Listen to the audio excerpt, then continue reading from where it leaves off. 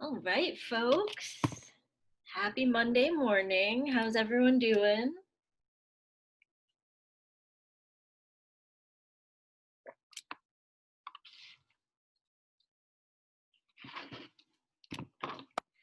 Super quiet. Not a bad thing. All right. Yay. Awesome. Doing all right.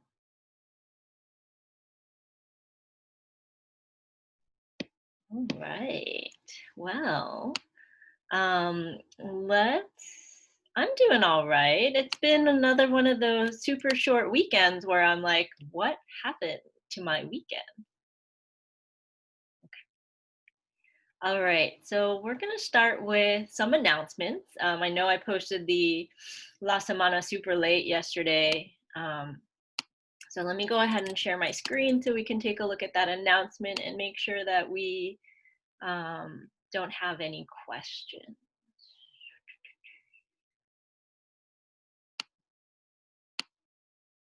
All right. So La Semana for week 7. We are in week 7 of our 8-week class. And that means that we have this week and we have next week, and then we are closing the chapter on Math116. All right. So exam 3 has been graded. I did enter your grades in Canvas, but I know you have not received your exams yet, your graded exams. So I'm going to be sending those out and uploading those later this week, probably tomorrow. And if you have an email address and you've emailed me in the past, I will return your exam by email. Okay, it's just a couple less clicks of some buttons for me. It just makes my life a little easier. If you have not sent me an email, if you send me an email, then I can just return your test that way. Okay. Um, so overall, class did much better than the previous 2 exams. I will be opening up some spots for exam 3 check-ins later this week, so check the calendar. If you want to sign up, sign up. If you do not want to sign up, you do not need to sign up. All right, so week 7, today we are going to cover 9.1 and 9.2, and on Wednesday we will cover 9.3 and 9.4, okay? Homework 6 was due last night, which it looks like everyone got in. Quiz 13 is due Wednesday at 9:30 a.m. Quiz 14 is due Friday at 9:30 a.m. We've got 2 more classworks this week, 13 and 14. And then homework 7 is due this Sunday by midnight. So a lot of our usual suspects here. We've got homeworks, quizzes, classworks, etc. All right, so a look ahead next week.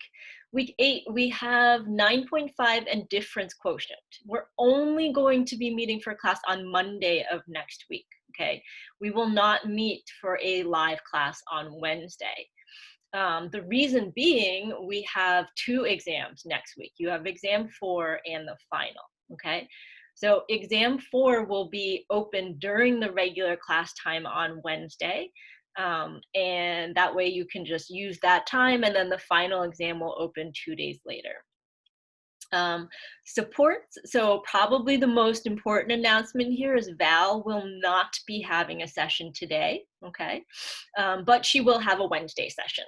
So you can join her on Wednesday for any or all of the content that you felt stuck on this week. I do have office hours. I had them this morning. I'll also have them Wednesday morning before the exam. Wednesday morning of this week as well. Okay. Are there any questions about the announcements?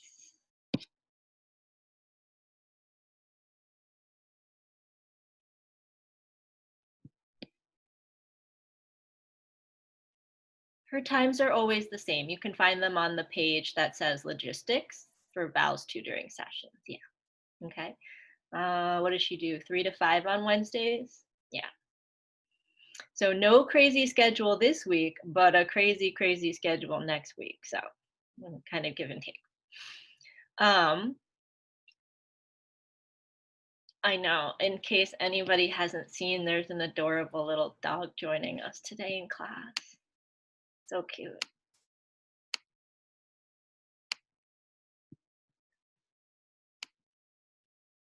All right, so if there are no questions, I'm going to go ahead and stop sharing the screen.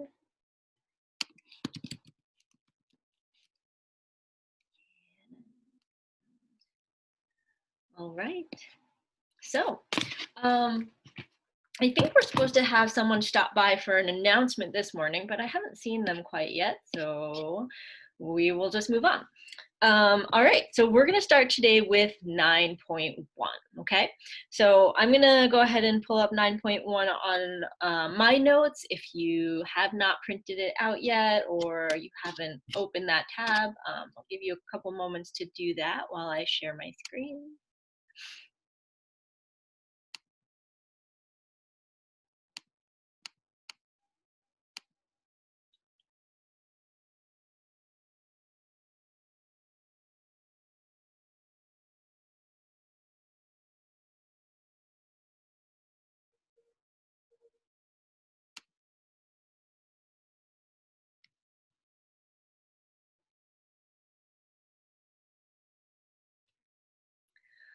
All right, so this is what we have for today, okay? And so a big theme for the rest of this class, all right? So this class is technically called college algebra.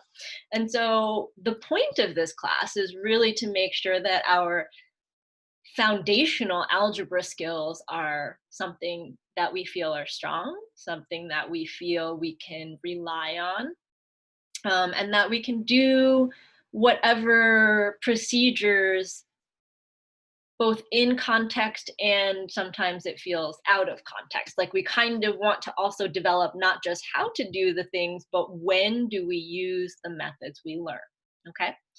And so what we're going to start off with today in 9.1 is a throwback to probably the most common kinds of problems you saw in middle and high school, okay? So we're going to be taking a look at systems of linear equations with two variables. And so right here on this screen, there is a launch question, okay? So it talks about the cost of going to the zoo for children and adults and how many people go and how much money they make.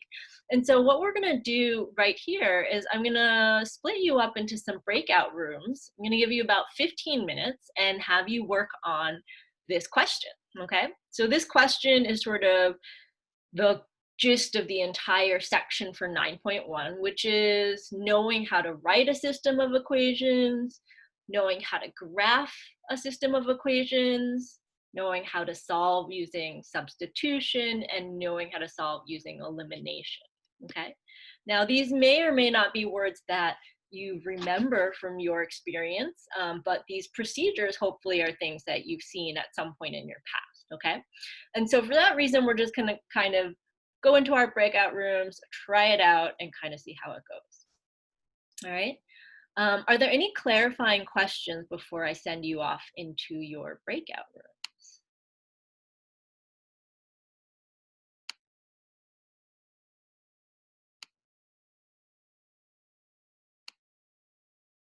All right. Well, then you are all being whisked away fairly shortly to your breakout rooms. Again, we'll have about 15 minutes. I'll let you know when there's about 5 minutes left. And if you have any questions, you can ask for help and I will pop into your breakout room and help you out, okay? So I'll see you folks back here in about 15 minutes.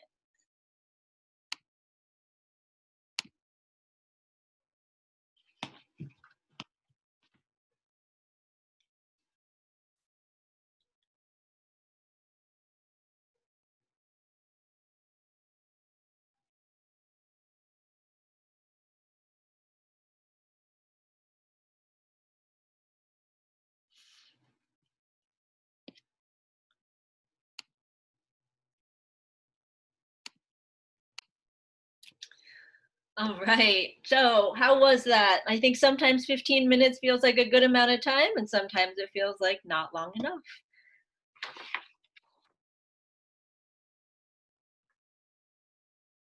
Okay. All right, so I'm gonna go ahead and share my screen because while you were doing those questions, I too was doing those questions. All right, so this will be part of the notes that gets posted today, all right? But before we move too far ahead, I just want to make sure that we're feeling okay about these topics. We're gonna review them in today's lesson, but I just wanted to kind of use this as a let's kind of see what we remember and what we don't really remember. I used C for children and A for adults, but you could have used X and Y, whatever you wanted to use. But these two equations in the red and the green highlighted are the equations that I came up with for the system of equations. And so this first equation talks about the number of people visiting the zoo. And then this second equation is about that money, okay? And then when I graphed it, and I wanted to use a system with big numbers here, because when we graph things on Desmos, the nice thing about Desmos is you can kind of zoom in, zoom out, but you also have to know kind of roughly how far out you want to zoom to get a really what we call an optimal viewing window. And so for mine, I think I set the sort of x-axis as 0 to 4,000. And then the y-axis I set to 0 to 3,000. Then I was able to see the two different lines. And the nice thing also about Desmos is it does the different colored lines for you. And then if you click right where the intersection is, it actually tells you what the coordinates are. So you don't really have to kind of guess around. If you click on the point, it will tell you, okay? Now, one thing that we maybe do know about Desmos, but in case we don't, this is actually important, is you can type in your equation exactly like it's written. So if you type, I think you have to use X and Y, but if you do X plus Y equals 2,000, it will graph the red line for you. It does not need your equation to be in Y equals MX plus B form, okay? And same thing, if you type in 25x plus 50y equals 70,000, it will graph the green line for you. And you don't need to turn it into y equals mx plus b form, okay? So if you did not know that before, good thing to know about Desmos, okay? But then I asked you to solve the system of equations using substitution and elimination. And so I've written out one potential way for each one. So in C, I chose to solve for the children and then substitute that into the equation. And in D, I chose to multiply by that negative 25 so I could cancel the C variable from my equation. But there's more than one way to do part C and part D. The biggest part that I want us to really make sure we get, though, is that no matter which method we use, we should get the same solution every single time, okay? So we should be able to solve this using graphing or substitution or elimination and verify that all three versions give us the same answer, okay? All right. So if we could, before we move on,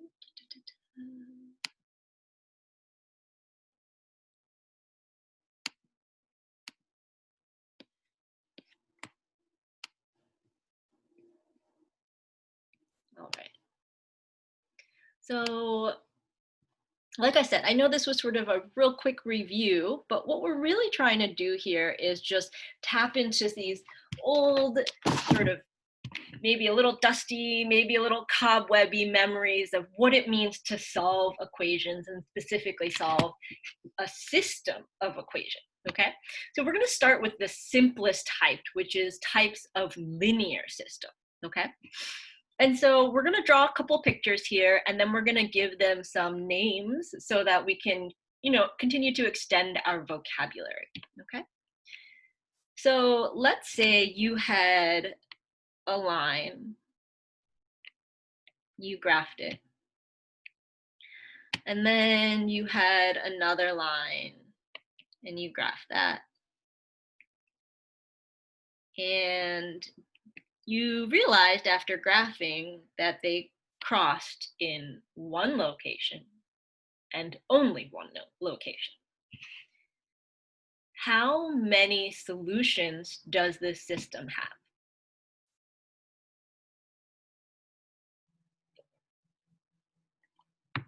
Okay, it has one. And specifically, this coordinate, x comma y, is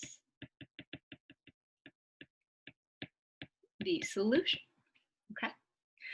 Now, that might seem fairly straightforward to you at this point in your academic career, but you know, a lot of times when we learn this earlier on, we kind of see elimination, substitution, and graphing as like these totally different things.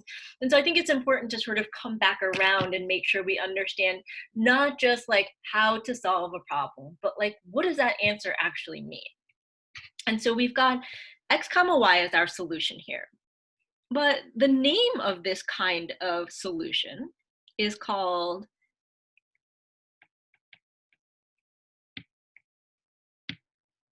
a consistent system of equations. So consistent in the sense that you always know what you're going to get. You know that x comma y is the solution, all right? So if you were to think about maybe immediate members of your family or maybe some of your close friends and think about, you know, I think we all have that one person in our life who's incredibly consistent. Like you always know what you're going to get. You know that they're either always like maybe they're in a good mood, or you know that they really get excited when you're like, hey, let's go get some coffee. Like coffee is their favorite thing. They really enjoy doing that. And so it's kind of nice because you know what you're going to get. And so that's sort of the idea behind this. When we have one solution, we call it a consistent system of equations because we always know what we're going to get, that one solution, okay? Now, we could graph a line.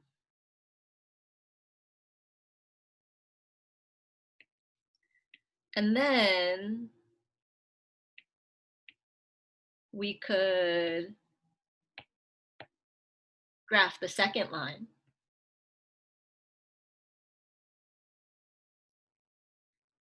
And as we graph them, we realize that the lines are one and the same. Okay. These lines are one and the same. And so how many solutions are there in this diagram?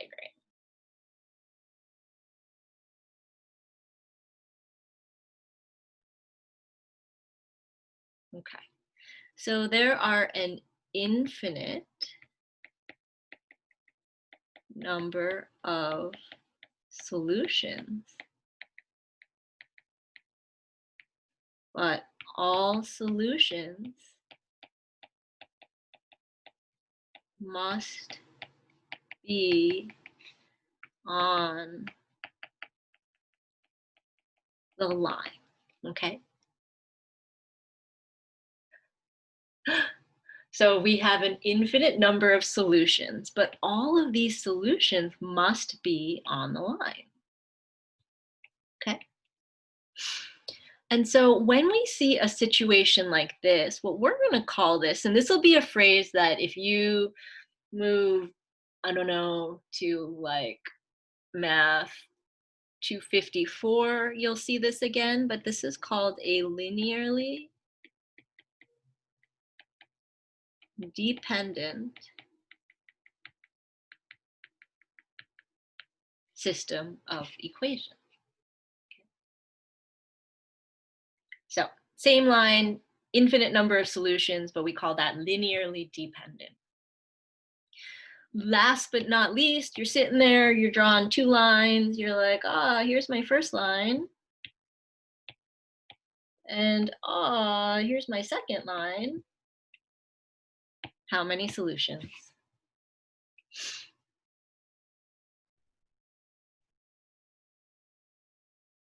Yeah, there are no solutions here because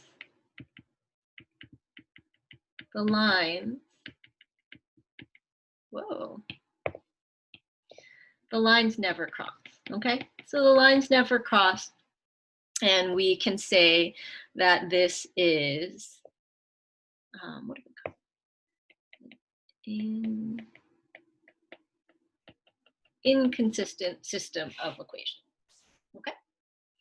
So 3 pictures I want you to keep in mind. In fact, on the quiz, I think I ask you to solve them algebraically, but then tell me, what does your solution look like? So you don't have to graph it, but if you know that there's a solution, then you want to draw a picture like this one. But if you get to the end and there's no solutions, then you want to draw a picture like this one. And if you realize that they're the same line, you want to draw a picture that kind of looks like this. And the picture doesn't have to match your exact equation. I just want you to connect those ideas about what the numbers are versus what the graph would tell you, okay? All right, so let's get on with it.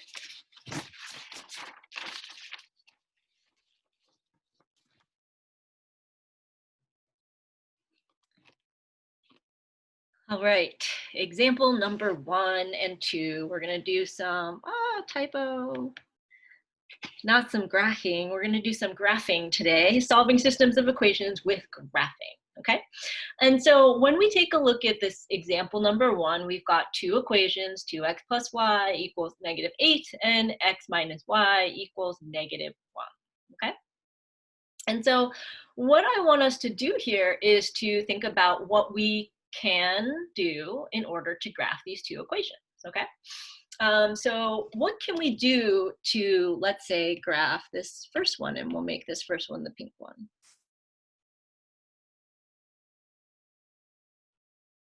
How do we graph that?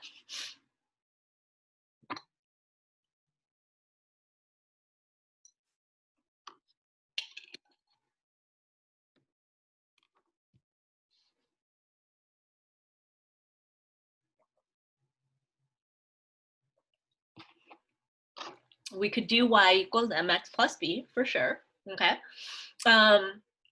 So if we want to do y equals mx plus b for this equation, we have to get y by itself, right? So we can go ahead and say y equals -2x minus 8. And that means that our y-intercept is going to be at 0, -8. And our x-intercept is going to, oops, not our x-intercept, sorry. And our slope is going to be -2 over 1, okay? Yeah. And so one thing that I do, because this is probably the silliest mistake that we make, and I want to say that it's silly not to like minimize it if you make this mistake, but it's one that's 100% preventable. When we're drawing, sometimes we forget which direction the line is going. So as soon as I know the slope is negative, I just draw a little like negative line like that for myself, so I know when I'm counting my rise over run which direction to go in. Okay, so we've done this kind of pre-thinking before, and I just want to make it clear we could continue to do it here. All right, so let's graph this. We're going to go here. Correct or incorrect?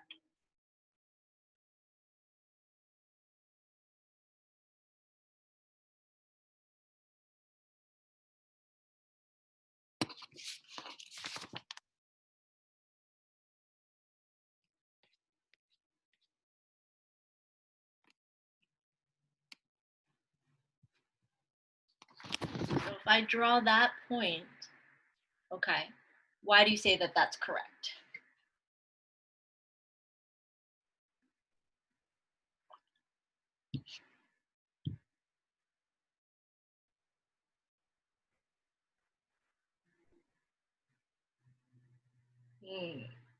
Okay, so this is probably the second most common mistake, right? You get so excited to graph, you're like, yeah, I found all the points I need, and then you just go to the wrong axis, right? We've all done that before.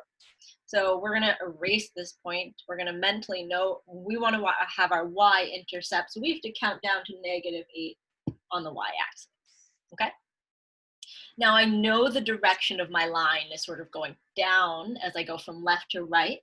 So I'm gonna go make my slope this way. So 2 up 2 over 1, up 2 over 1.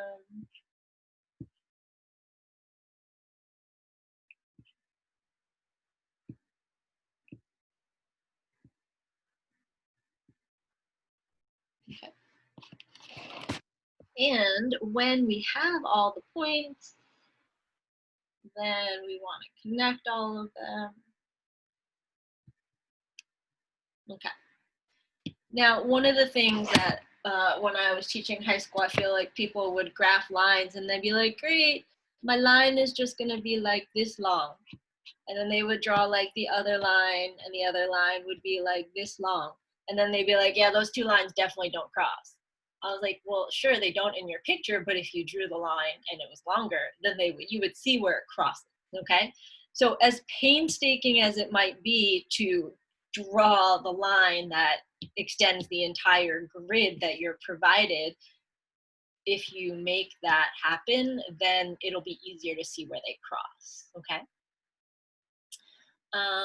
If the x and y switched in the equation, would -8 be our x intercept?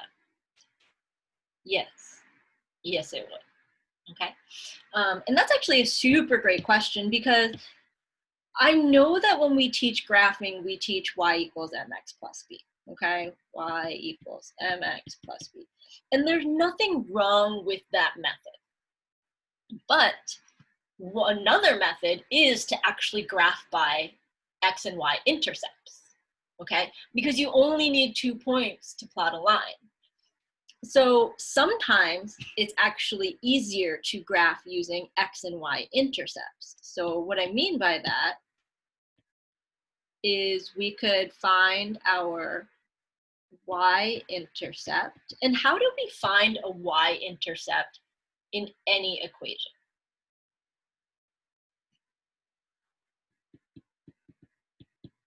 Okay, we've done this before. We found x-intercepts and y-intercepts for really complicated equations. So Thea says plug in 0 for the x. Okay, great. So 0, comma, a number. Okay, so let's plug in 0 for x in the pink equation. Well, we get 2 times 0 plus y equals -8. We get y equals -8. Okay, yeah, exactly. We plug in x equals 0. Yeah. What do we do in order to find the x-intercept? No worries. What do we do to find the x-intercept? We plug in 0 for y. Excellent. Okay, so this is, let's see, 2 times x plus 0 equals -8, or 2x equals -8, or x equals -4. Okay, so I could have plotted this point, my y-intercept, and this point, my x-intercept, and then connected those two lines, or those 2 points. That would have been an absolutely fine way to do it, okay? So you can use y equals mx plus b, or you can use x and y intercepts, okay? Which one would you like to see as sort of extra practice for the second equation? Would we like to see the y equals mx plus b, or would we like to see the x and y intercepts?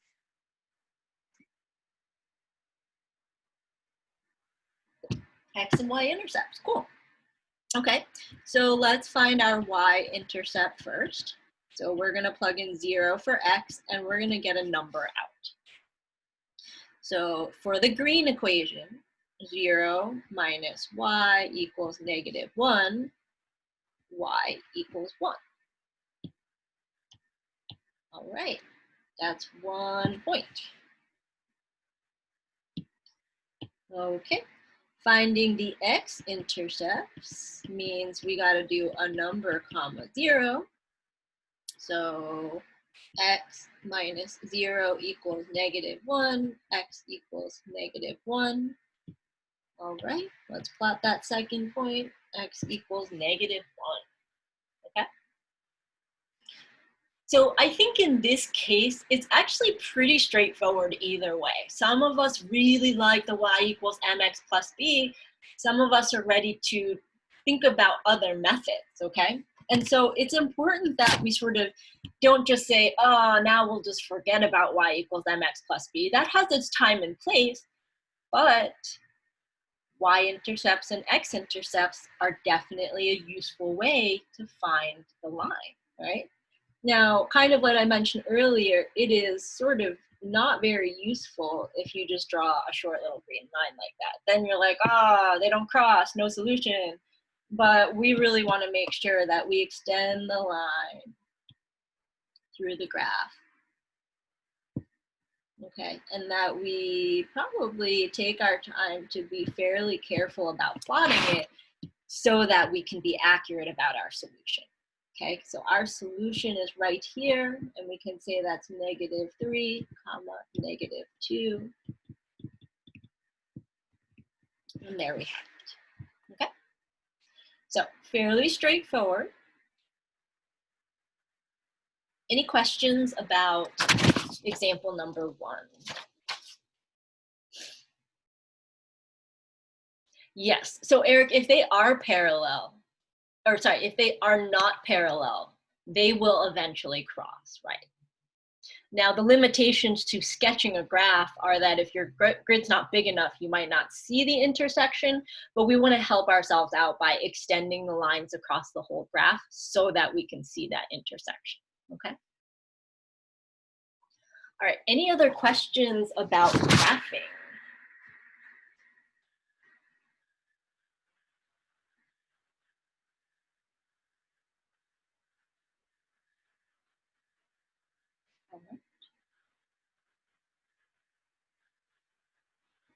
So I just want to say a little bit about when to use graphing, okay? So when can we use graphing? Maybe in a case where it's nice numbers.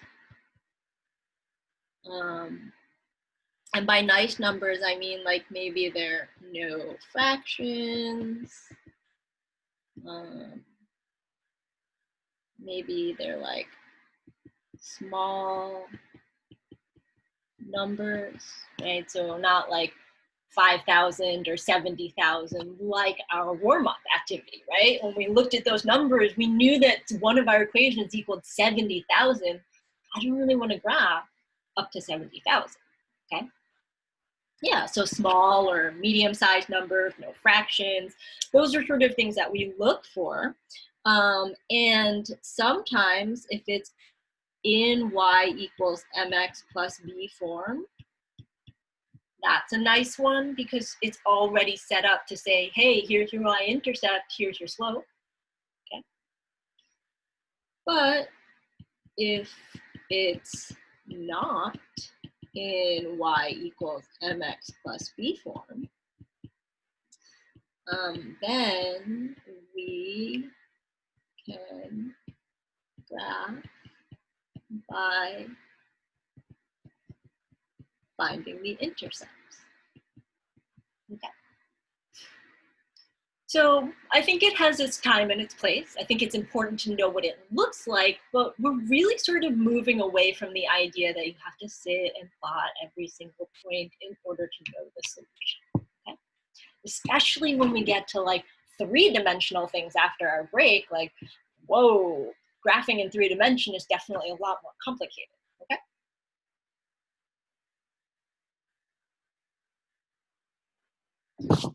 All right. So let's take a look at solving systems of equations with what we call substitution. Okay, so we've got 2 examples here. And I'm actually going to say, let's choose example number 4 to do together.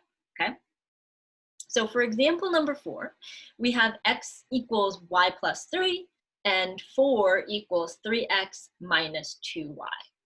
And we'll write this down in just a second, but when I look at this question, I'm like, This question is asking me to use substitution. Like, it is straight up asking me to use substitution. It doesn't want me to graph. It doesn't want me to use elimination. It wants me to use substitution, okay? Now, here's what tells me that. I see one of the equations is already solved for x.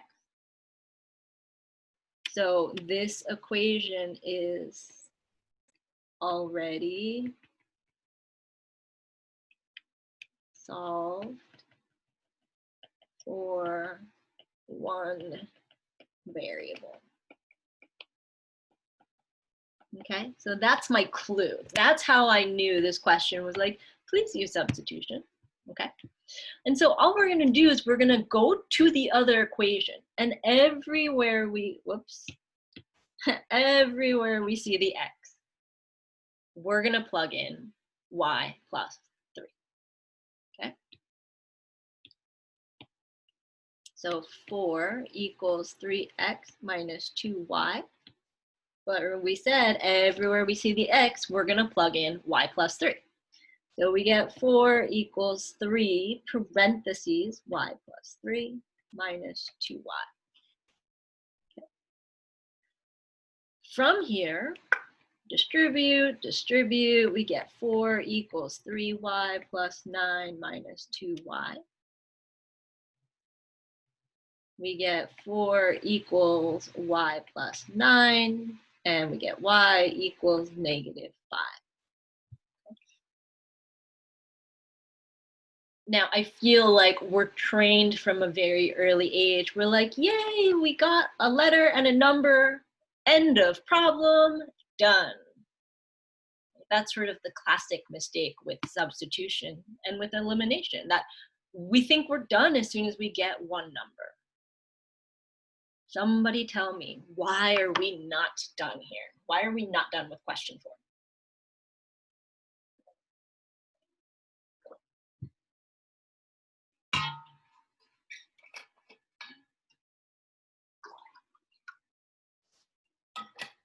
Yeah, exactly. We've got the y value of the point where these two lines cross, right? We're still thinking we have two lines that cross. So in order to find that coordinate, we need both the y and the x, okay? Now, how can I use this to find my x? Someone tell me one option I could use to find x now that I have my y number.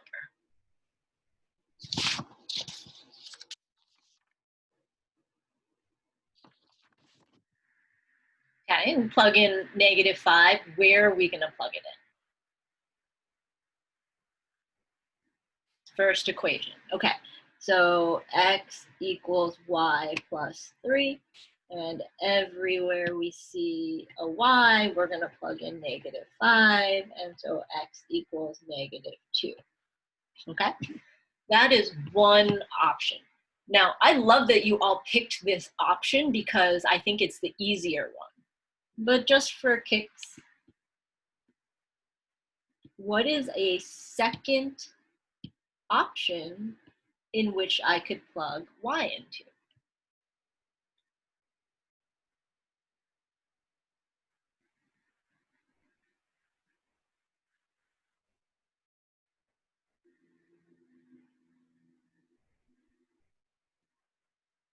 Like, how else could I find x?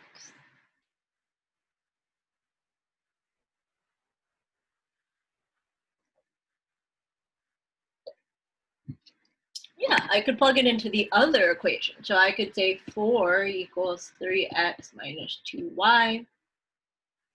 And 4 equals 3x minus 2 times negative 5. 4 equals 3x plus 10. Negative 6 equals 3x, and x equals negative 2. Okay? I mean, this is kind of a silly question here, but how come no one chose to do that one? How come no one chose to plug y into that second equation? More numbers, more work. Precisely. It's not as simple. Exactly, Isa. And so this is one of the things that, like, for this question, it's so obvious that sometimes we don't take the time to think about, like, what our other options are, okay? Now, in this case, I think it was a pretty straightforward decision which one's going to be simpler, but sometimes it's really a toss-up. And so as you're solving these equations, it's important to understand that maybe you choose a different way than someone else, and maybe that's still okay, right? Yeah, I think that with the second one too, with the negative and then the minus sign, I probably could have made a sign mistake there too, right? And so at the end of the day, we want to make sure we choose something that is efficient, okay? I don't want to say that it's a smarter choice. I think both of them are equally smart, but think about which one is going to be more efficient and which one will minimize our mistake. And so at the end of the day, we want to make sure that we plug these in as a coordinate, -2 for the x, -5 for the y. And that is the point where x equals y plus 3 and 4 equals 3x minus 2y are equal to each other, okay?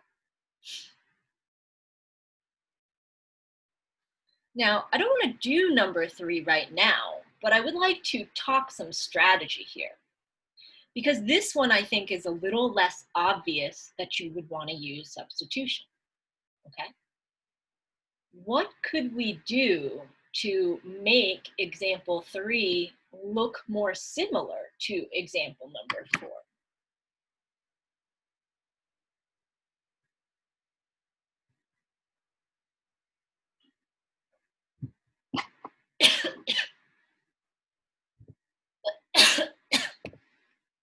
Okay, yeah, we could take this one and we could isolate, isolate x or isolate y. Yeah, exactly. I didn't really like that negative x, so I'm going to move that x to the other side. I would probably solve for y here, okay? And then we could take the y and plug it into the other equation, okay? Now let me ask you this. How come no one said to do something with that second equation?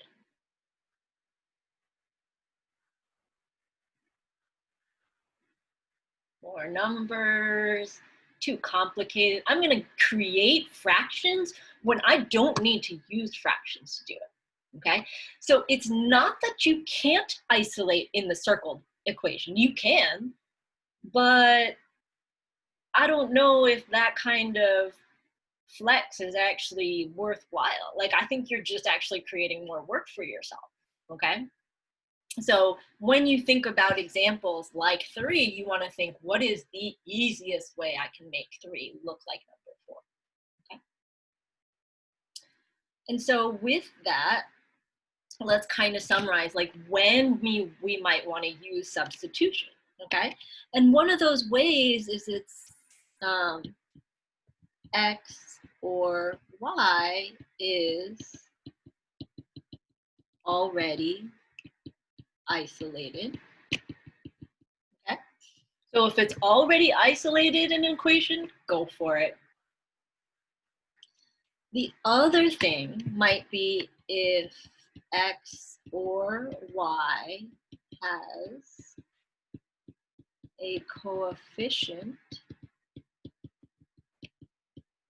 of 1 or -1, right? Because if we look back at example 3, it was super easy to isolate x or y from the first equation because the coefficients are 1 or -1. The problem with that circled equation is then you'd have to add some things and then divide them, and it's just, like you said, more work, more complicated than we want it to be. Okay?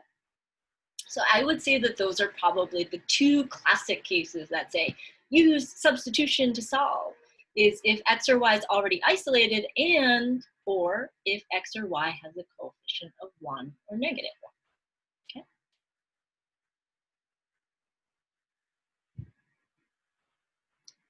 All right. So we've got one last method here, okay, which is elimination. Now, I do have to say that I'm a little bit biased. I don't really love substitution. It's fine. I think it's a good skill to know, okay? And there will be problems you encounter that maybe substitution is the best way.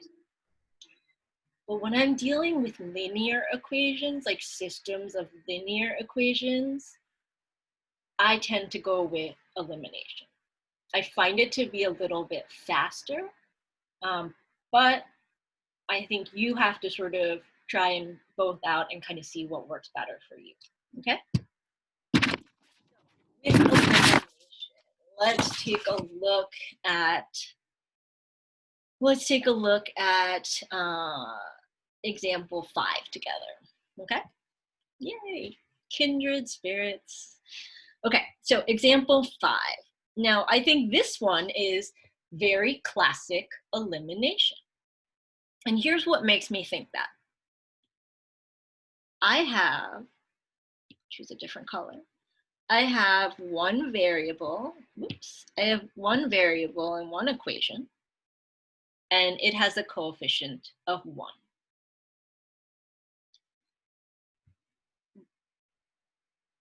In the other equation, the same variable has a coefficient of -1.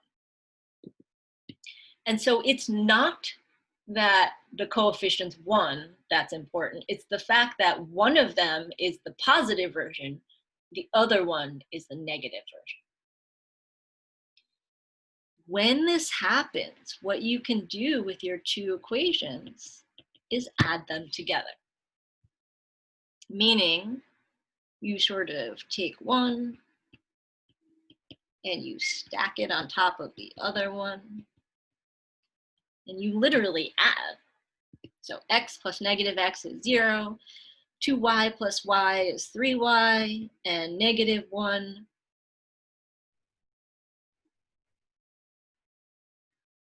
plus 3 gives me 2. Okay.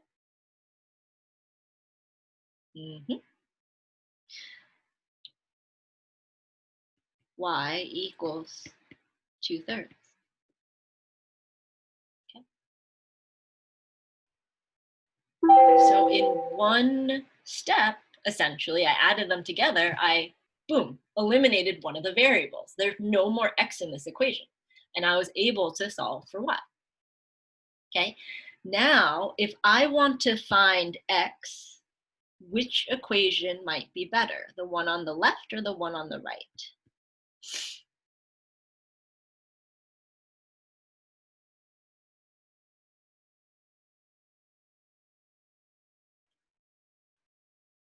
Yeah, I agree with that, Christina.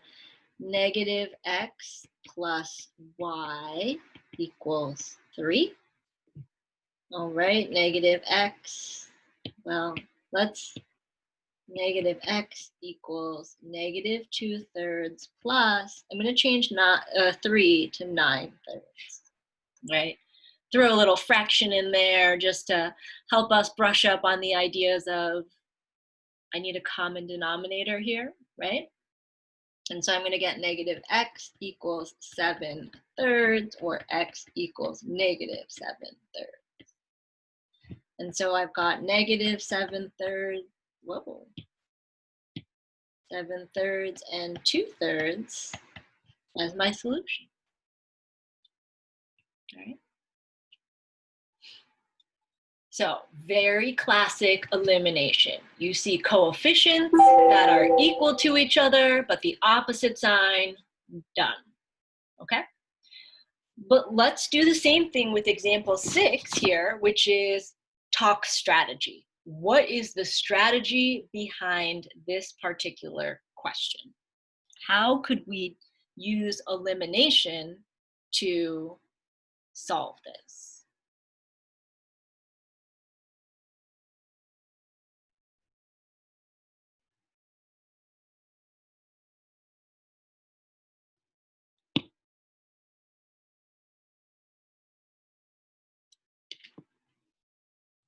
Because I look at the equation and none of the coefficients are the same, let alone opposite signs.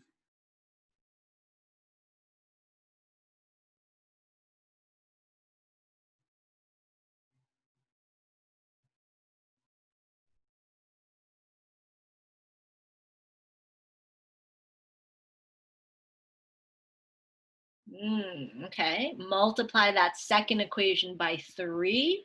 I actually really like Gloria's follow-up that maybe we can multiply by -3, okay?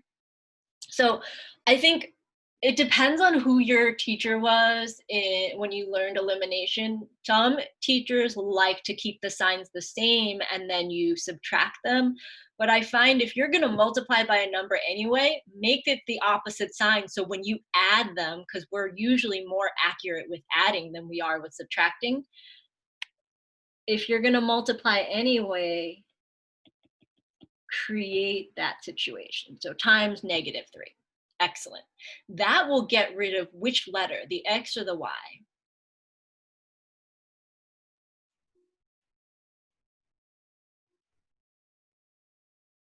Oh no.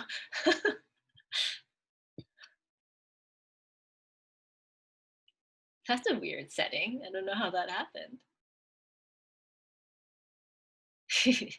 All right. So what variable gets eliminated if I multiply the second equation by -3? Yeah, it gets rid of the X. Okay. Now, again, I really like the instincts here. People are like, yeah, just multiply that second one by -3. Okay. But my question is this: if you wanted to eliminate the Y first for some weird reason, you just wanted to do that, how would you get rid of the Y?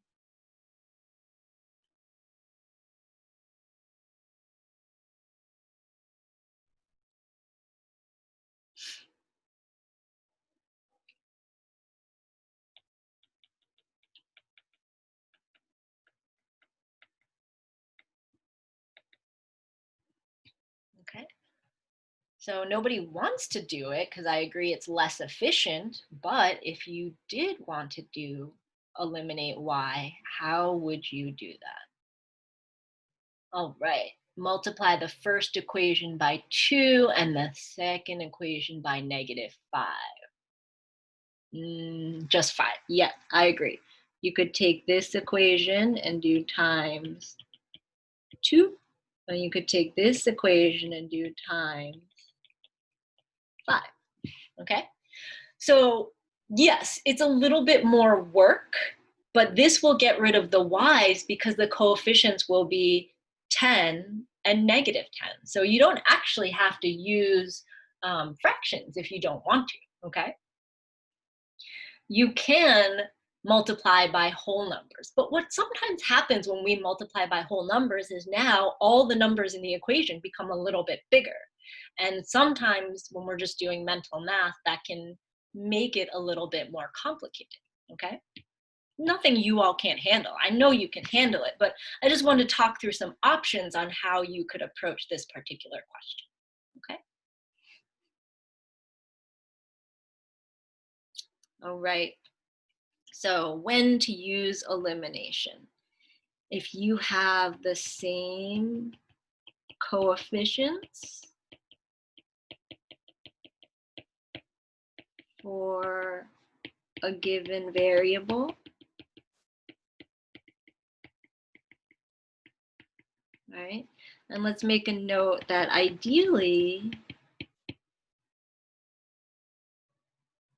it's the same coefficients and opposite signs. Okay. Oh, am I cutting in and out?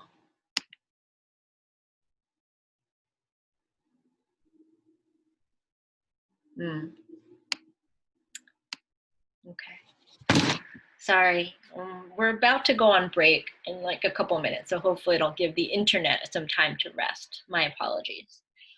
Um, but when you're using elimination, if you have the same coefficients or you can make them the same without too much work, this is a great strategy to use, okay? All right. So the last thing I want to do is talk about an application. All right. I know we started off with an application, but like at some point, how much do we really care about how many people went to the zoo or whatever other situations textbooks say are like real world applications, right? And so I wanted to sort of bring up one with money, because I feel like money is always something that is relevant to us. And in this example, we're taking a look at a cost function and a revenue function, okay? So when we say the cost function, we're saying this is what it costs to make whatever it is that we're making, whatever business we have, whatever product we're selling, this is how much it costs to generate that product. But the revenue function, that tells you about the income. Like, how much money are you making, okay? So this is your overall income. Now, we're going to take a look at two key applications of cost and revenue, okay? So looking at a break-even point, I think that's a really important thing to think about as an entrepreneur, which is, when are you going to break even? Because at some point in the beginning, it costs you a lot of money. You have upfront costs. You need to buy the material. You need to pay the rent for whatever space you're renting. You need to pay employees. You're paying all of this out, and it feels like you're not getting any money back in. So how would we find a break-even point?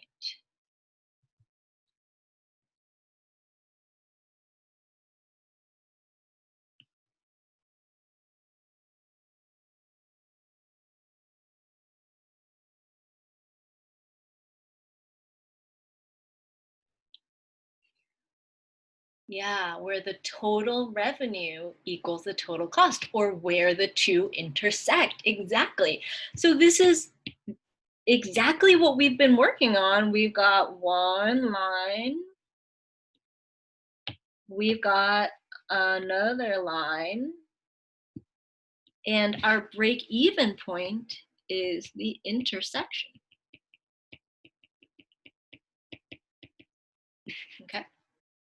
It's the intersection of cost and revenue. That's when you're going to start making money. Okay. So if we take our cost and we set it equal to our revenue, we get 0.85x plus 35,000. Ooh, that's a lot of upfront cost. Equals 1.55x. Okay. And we do a little bit of solving. Let's move that 0.85 to the other side. 0.7x, and then we divide by that 0.7. And if we generate 50,000 units, so we generate and we sell 50,000 units. This could be your cookie business. It could be your dog walking service. It could be whatever it is that you have this cost and this revenue for. After 50,000 units have been sold, or products have been made and sold, or services have been done, that's when you're going to start to make income. Okay? Yeah, cookies. I know someone here likes cookies because they are a portable snack that they can share with other people. I won't tell anyone who that is, but you know. Okay, so find the profit function. All right, so what is profit as it relates to cost and revenue?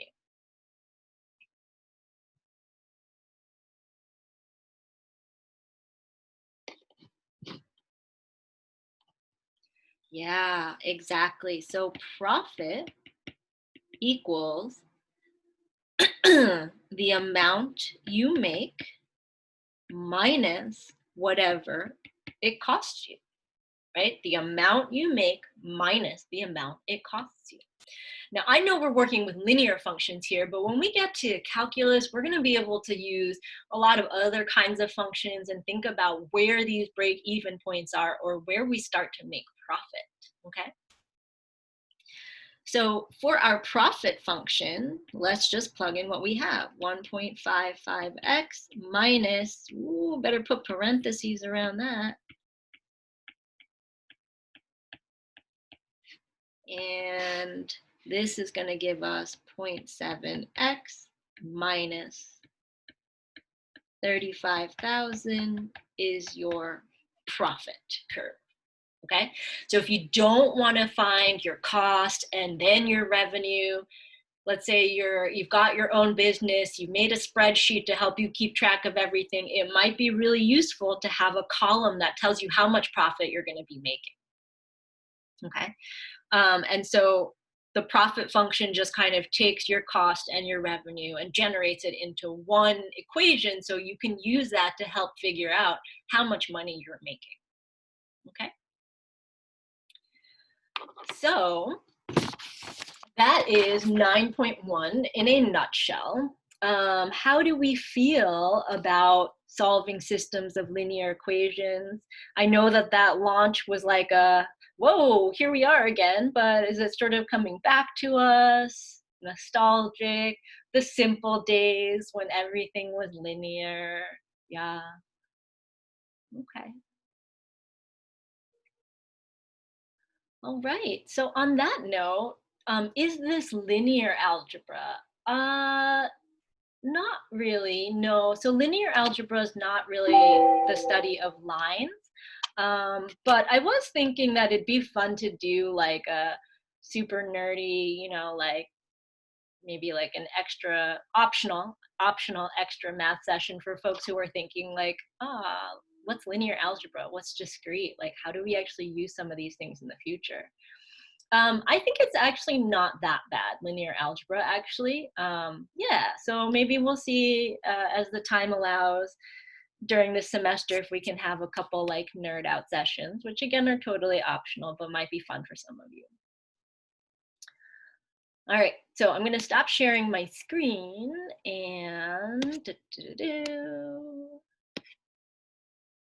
let's go ahead and stop this recording.